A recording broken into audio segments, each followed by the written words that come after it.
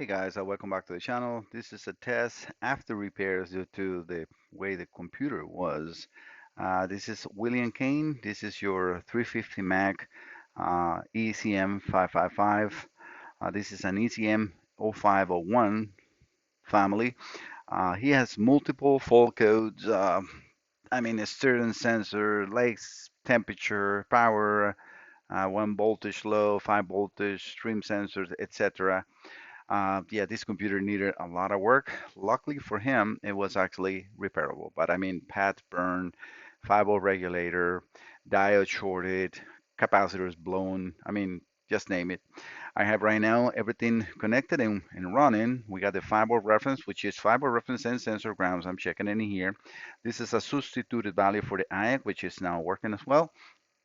This is a 4 batch injector driver, so we can see here the injector millisecond nice and steady on each of those. Disregard the numbers, I just connected it differently here, but everything is in there. We got the main power relay and the fuel pump relay and the computer running. I also have the oscilloscope connected to yellow channel, the tachometer. The blue channel is the COM bus. I got one of the injector drivers, and then the green channel, sorry, one of the injector drivers on the red channel, and the green channel is the EST signal. As you can see here, we got 100% power running at 636 RPMs. I did save the history for him and for my records, which I have it here. So we can see all the fault codes that he described, because that was, before in here. So we got 5-volt power low, and you can see manifold air temperature, coolant and temperature reading minus 49 degrees, which is definitely not good. Uh, Trim and pitoot and steering, those are now fixed.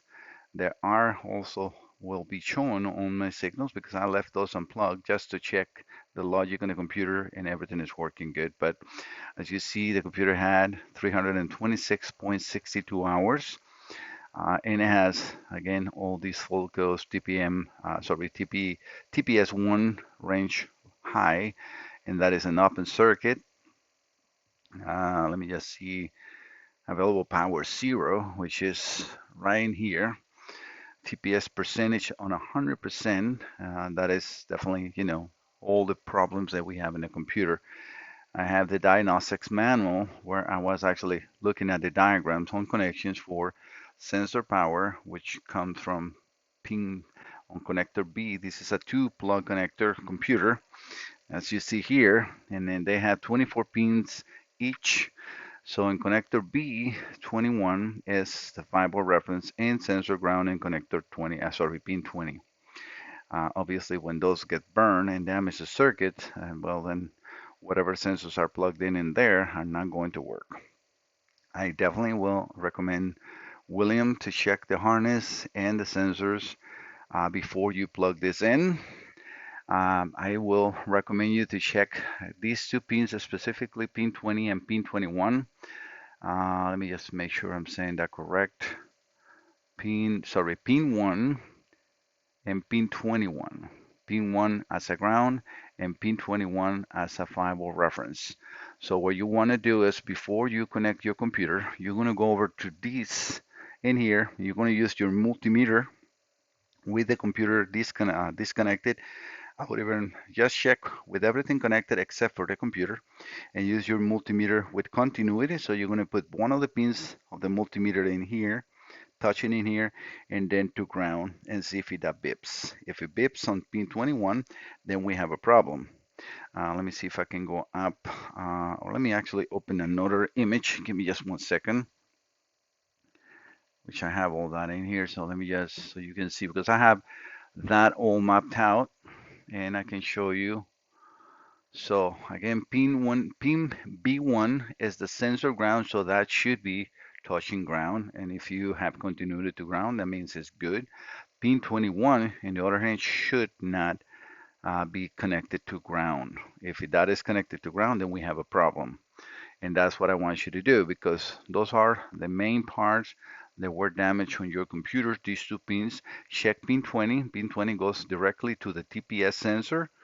Let me just make sure I'm saying that. Yep, throttle position sensor. Mostly when it happens on the rotor position sensor, because that fiber reference is good, and I'm going to show you in a second. I can do that pretty easily here.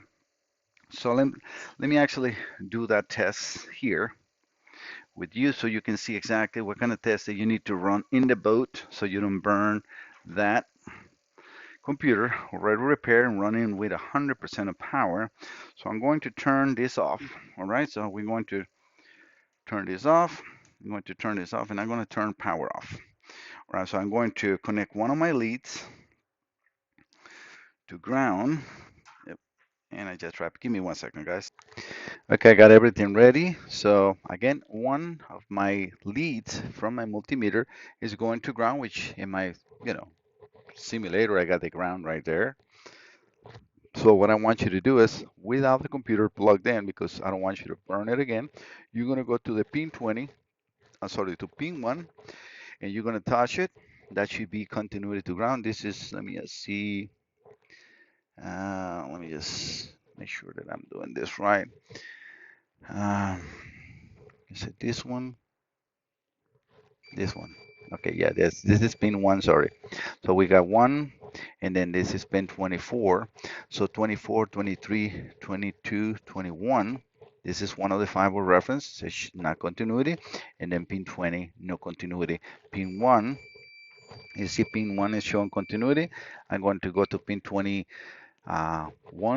is open line, and then over limit, and then the same in pin 20. I'm touching it right now. So you can see right now it's nothing.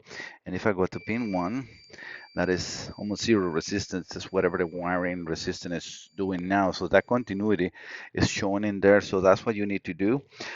In the ground circuit, what I need you to do too is, all right, you're gonna do this first test. If you have continuity to ground them, we're in a good hand. But the other thing that I want you to do is also disconnect the battery, and now we're going to check the keeping the one side of a multimeter on power, right? So we're going to move the multimeter negative lead or flag lead, and then connect it to positive on the battery with the battery disconnected, just a wire, right? 1 second. My microphone was falling. And then you're going to do the same thing. And the reason we need to disconnect the battery is because I want to check that that ground is not shorted to power. And the only reason or the only way you can do that is removing or disconnecting the battery and removing the voltage from the equation, because all we're going to do is check continuity to the positive side. So let's say I already move my multimeter either leads. You don't, I mean, when you're doing continuity, you can use the red into battery or black into battery. That's not a problem, onto ground. All right, so you're going now to do the same thing, and you're going to go to the battery, to the pin 1, make sure that you have no continuity, and the same into the pin 21 and pin 20. If it no beep, then we know that we have no short to power, because um, one of the wiring under the engine or something could have been melted and then burn the computer again. All right, if all that is good, then you need to now then power up with the computer disconnected again. So I'm going to power up. I want to show you that the computer is connected so you can see the fuel pump relay. I'm going to turn it off again one more time. And we can see main power relay and fuel pump. Fuel pump, that's the prime, and it's working good. All right, with the computer disconnected, what we need to do is to find out if you have a shorted sensor. A shorted sensor shouldn't be that problematic to find, and you can do a test. Um, Again, let's say, you know, if you are with the computer disconnected, now you're going to touch in between 1 and 21 and 1 and 20. Make sure that there is no continuity in between either one of those. That will tell you and tell us if you have a shorted sensor, because pin 1 is a ground for the sensors with the computer disconnected, because the computer is the one that provides that ground, right, through the board. So with the computer disconnected, all we be testing in there is the sensors. If one of the sensors on any of the sensors is shorted through the sensor and shorting the fiber reference, then you will have continuity to either one of those pins. If you do have continuity, you're going to have to unplug one sensor at a time until you lose that continuity, and then you will find which is the shortest sensor. The other thing, and it can happen, is the a sensor only shortest when the engine is running. If that is the case, you're going to have to do the test with the computer connected and running. And the reason I'm saying that is not such a dangerous because sensors are, and the manufacturers know the sensor will short eventually sometime. As long as you don't have a short on the harness or so that can damage dramatically the computer, then you should be okay. I mean, this is always a risk that you need to take and not me because I'm repairing your computer and I'm going to show you that it's running 100% and I'm giving you the test that you need to run in order to, make your boat run again. So now with the computer running or the computer connected, you're gonna, run the boat, and I will consider or recommend you to monitor with the diagnostics. I see that you have diagnostics, so make sure that you run the boat. I'm going to run it right now, and we can see immediately we got 3.8, 3.8, 3.8. I'm monitoring everything, right? So I have a multimeter connected to sensor ground and sensor power. If the fiber reference and the sensor grounds are there, you should be good. So you can either find one of the sensors and use needle probes like this. This is a very fine needle probe that you can go and poke through the insulation, on the connector, on the back of the connector, and reach out, and then you can connect your multimeter to power and ground of the sensor and make sure that those stay clean. If by any chance when you're moving or accelerating, the fiber reference goes down, it should not move. If it's reading 5.0170, it should stay no matter what in there, like it is doing it now. The boat is running. Let me just show you that because I mean my microphone definitely takes the sound off, but you can see the signals moving. I'm going to turn this off, so you're going to see how I lose all the signals on the oscilloscope in a second. Let me see, turn off notification. Yeah, I don't know what that is. The communication on the COM bus is a very fast. The reason we only see, like a blue line in there is because that's a very fast signal. If I reduce the speed, then you can see that now that signal looks completely different. I'm in 200, 100 microseconds, so that's a COM bus. And it's a 0 to 2.5 volts, I think. Let me just make sure. Oops, I didn't pick up the. So it's a 2.5 from, so one, let's say one to 2.5, or 1.5 to 2.5. So it's like a 1 volt or so. I will have to put a terminating resistor, which I don't have in place because I don't need it for any communication. I just needed to know that it's there.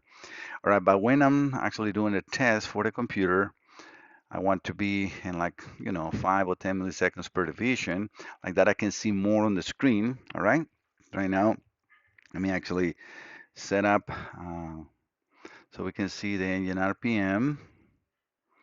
We can see the throttle position.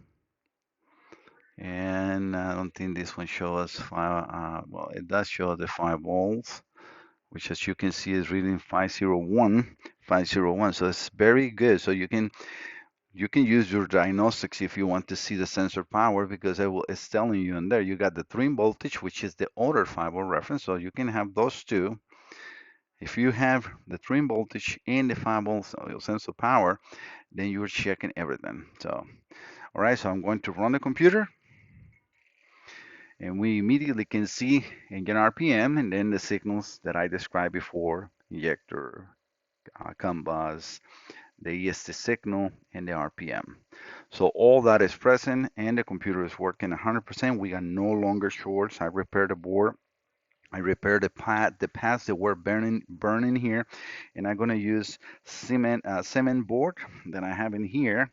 This is a special coating that is it's almost like an epoxy that needs to be cured, and that will prevent, corrosion and also shorting in between those pads that were burned. I did a very good repair onto it. It's a special material, and the same material that they use for the regular pads In there, as I said, I replace all voltage regulators, capacitors, and other components there are for injectors and coils and the IEC driver because I cannot leave anything as it was, right? But yeah, so your computer, William, is now 100% repairable. What I would recommend you again to go back to what I was saying as far as the test. If you do a call, and not running tests and everything is not showing as a short to power or a short to ground, and then without a computer connecting, you cannot find a short in the 5-volt reference or in the sensor ground in between them, right? With the computer disconnected, then the only 10 tests that you can do is now run the computer. I have not seen actually a sensor unless it's dead short, and that's what I'm telling you to check that with the computer removed first. Is the damage the computer this way. So I think that you will be a little bit on the safe way. And again, I'm just giving you a recommendation for testing. If anything happens to the computer because you got a problem on the boat and it gets burned again, I'm sorry, but that cannot be covered under my warranty. My warranty covers anything that I left wrong or didn't repair properly, not a burn component due to a problem in the boat, right? So you need to do your homework as I'm trying to recommend in here, and the risk is only yours, right? I'm just saying that I have good experience through my 30 plus years as a master technician that I can give you the recommendation, but again, it's your risk. And then monitor either with a multimeter, as I am doing right now, or with the diagnostics. If you, for by any chance, see that the fiber reference is now getting lower and it's like lower than 5 volts, then immediately unplug the computer and use just a multimeter to start seeing, monitor the fiber reference with the ignition on. I mean, you're gonna have no more fiber reference, but you can perform the short to power or short to ground again on that circuit in between B1 and B20 and B21. All right. Okay, guys, I hope that you understand how much information I'm giving in here, how much I'm also trying to show the customer that his computer is running good. I'm going to raise the RPMs right now because we were just an idle. I want to show that we can reach 3,000 RPMs. I'm going to increase the throttle position. This is a Bravo computer, so we can go up to 4,000, 4,500 RPMs. That should be no problem, and it's not. As you can see, we got 32% throttle over 4,000 RPMs. The 5-volt reference and the trim voltage is steady. That doesn't change at all. Obviously, now the signals are smaller. Why? Because the engine is running in a faster RPM, and we still have 100% power. So the computer is now fully repaired, nothing wrong with it, and everything is working good. I can change, the only thing that I have not changed, and we can see this here, is injector milliseconds. If I change the map voltage, that will increase because obviously, I mean, this is all by hand. The map value before wasn't 6 psi, now I'm in 10 psi, which is, I can even go higher than that, and we can see how the injector millisecond goes to 8.3, 8.3, so 8 milliseconds of injection, right? If I go down to like 6 or so. Again, this is again all only test that I can do here with my simulator, but the computer is running 100%. And now you can see how the injection timing changed. So this time when the ejectors are firing are opening for a period of time of 4.5 milliseconds, and it's nice and clean and steady. We can see that, and I can actually put a cursor in here and measure that, but I know my simulator is right in the money. I don't really need to do that. So everything is working good. All right, so we can go down to idle again.